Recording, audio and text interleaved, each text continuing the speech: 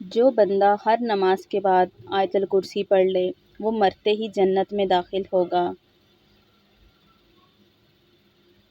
جب یقین ٹوٹتا ہے تو سب سے پہلے زبان چپ ہو جاتی ہے۔ اگر آپ کے ساتھ زیادتی اور ناانصافی کی حد ہو جائے تو صرف اتنا سوچ کر خاموش ہو جانا کہ جو ذات اوپر بیٹھی ہے وہ بہت بے نیاز ہے۔ اللہ پر توکل رکھو، خاص طور پر تب جب چیزیں اور حالات تمہارے مطابق نہ ہوں۔ مرد ہمیشہ عورت کی حیا اور شرافت سے متاثر ہوتا ہے۔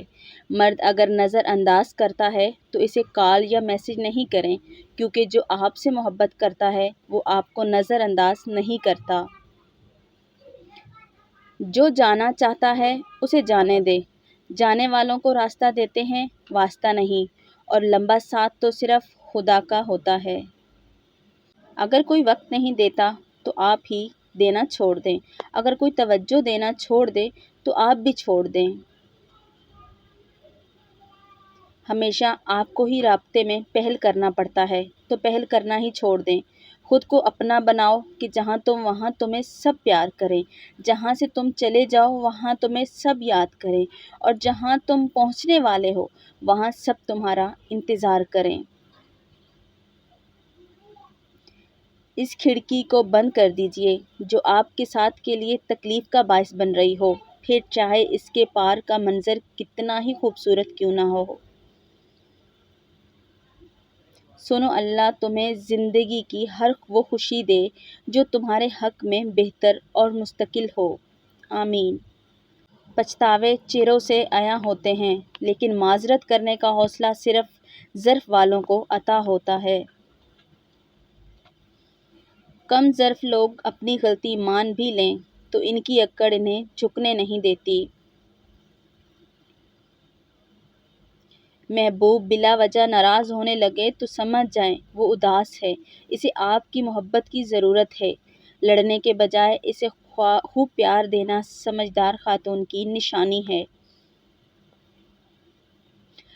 غم چھوٹے آدمی کو توڑ دیتا ہے اور بڑے آدمی کو اور بڑا کر دیتا ہے۔ خوبصورت لہجے میں بات کریں ورنہ خاموش رہ کر اپنی خوبصورتی کو برقرار رکھیں۔ جو عورت ناخن چباتی ہیں تو سمجھ جائیں ایسی عورت فرما بردار ہوتی ہیں۔ جو عورت ہر وقت سجی رہتی ہے ایسی عورت گھر کے کاموں سے دور رہتی ہے اور ساتھ میں فضول خرچ بھی ہوتی ہے۔ جو عورت بیٹھ کر جھاڑو دے تو سمجھ جائیں ایسی عورت تکلیفوں سے بچی رہتی ہے اور مشکل حالات میں بھی صبر کرنے والی ہوتی ہے۔ اے اللہ، جو چیز میرے مقدر میں نہیں ہے اسے میں مجھے مبتلا نہ کر، اور جو چیز میرے مقدر میں ہے اسے میرے لیے بہتر اور آسان فرما۔ آمین۔ خوش رہنے کا سب سے اچھا اصول یہ ہے کہ جہاں لگے کہ آپ کی جگہ نہیں وہاں سے خاموشی سے خود کو الگ کر لو۔ اگر آپ سفر کرتے وقت کھڑکی والی سیٹ کا انتخاب کرتے ہیں تو عین ممکن ہے آپ سفر کے دوران اکیلا تنہا رہنا پسند کرتے ہیں۔ دنیا کی 3 بہترین استاد: خالی جیب، ٹوٹا ہوا دل اور ناکامیابی۔ اگر مرد کی محبت کا اندازہ کبھی لگانا ہے تو یہ سوچیں کہ وہ مرد آپ پر کتنی سختی کرتا ہے۔ خوش نصیب ہے وہ عورت جس پر اس کا مرد سختی کرتا ہے، کیونکہ مرد ہمیشہ اپنا حق ہی اس پر جتاتا ہے جس کو اپنے دل و جان سے چاہتا ہے اور مانتا ہے کہ وہ اسی کی ہے۔ کھونے کے بعد ہی پتہ چلتا ہے جو چلا گیا کتنا قیمتی تھا۔ مرد کی محبت کا یقین تبھی کرنا جب وہ تم سے نکاح کرنے پر راضی ہو جائے اور تمہارا گھر فوراً رشتہ بھیجے۔ میاں بیوی کا رشتہ 3 باتوں کی وجہ سے مضبوط ہوتا ہے۔ پہلی بات اعتبار، دوسری بات محبت، تیسری بات سب سے اہم بات احساس۔ اگر ان تینوں میں سے ایک بات بھی آپ کے رشتے میں نہیں ہے تو یقین مانیں آپ کا رشتہ بالکل کھوکھلا ہے۔ بیٹیوں کو والدین کی ضرورت شادی سے پہلے اتنی نہیں پڑتی جتنی شادی کے بعد ہوتی ہے۔ زندگی کی سب سے بہترین ہجرت گناہوں سے نیکی کی طرف پلٹ جانا ہے۔ مرد کبھی بھی عورت کی خوبصورتی پہ نہیں مرتا۔ اگر خوبصورتی پہ مرتا ہوتا تو ایک عورت کبھی اس کے لیے کافی نہ ہوتی۔ مرد ہمیشہ عورت کی وفا پہ مرتا ہے، عورت کی حیا پہ مرتا ہے اور اس عورت پر مرتا ہے۔ ماں باپ کو دیکھ کر مسکرا لیا کرو، ورنہ کسی کے نصیب میں یہ حج نہیں ہوتا۔